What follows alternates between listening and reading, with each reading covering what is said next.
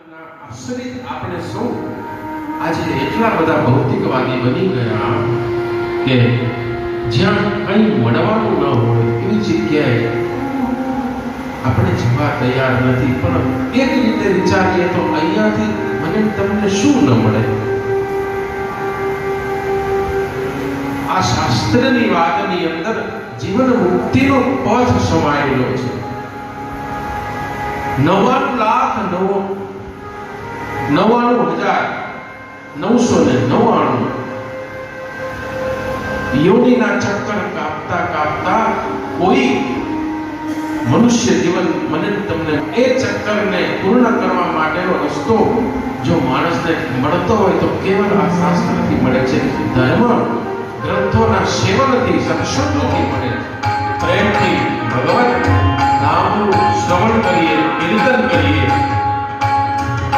ઓમ નમઃ શિવાય, ઓમ નમઃ શિવાય, નમઃ શિવાય, હરે ભોલે શિવાય.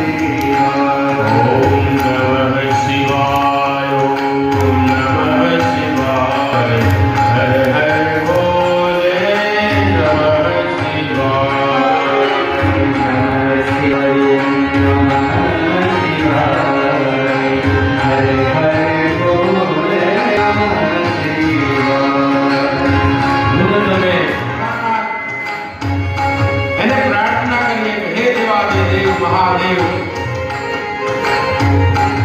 જગતને બધા પ્રકારના સુખ સંપત્તિ જે આપે છે એ બધા દેવ છે, પણ જગતના કલ્યાણને માટે, સૃષ્ટિના કલ્યાણને માટે, જગતને જીવાડવા માટે જે ઝેર પીધાય એ મહાદેવ છે. એવા ભોળાનાથ એને પ્રાર્થના કરીએ, હે ભોળા,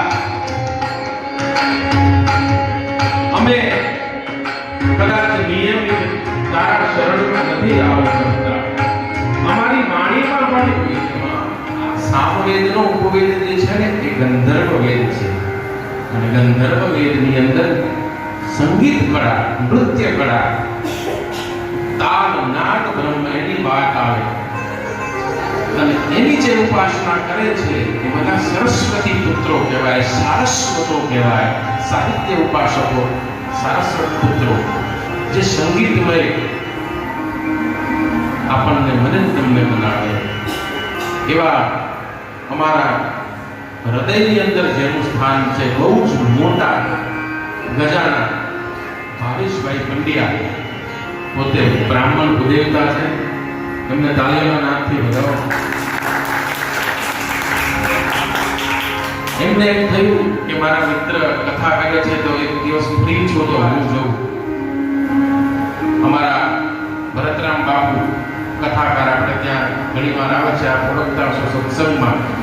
એ ભરતરામ બાપુ પ્રખ્યાત રામાયણના કથાકાર, એમના દીકરા અને અમારા ભત્રીજા ખૂબ સરસ મોટા મોટા કથાકારો સાથે જે ગાવાની સંગત કરવા જાય છે એવા વિજયભાઈ રામાનુજ, એ પણ કાકાને થોડો સહકાર આપવા માટે બધાય રાખે છે.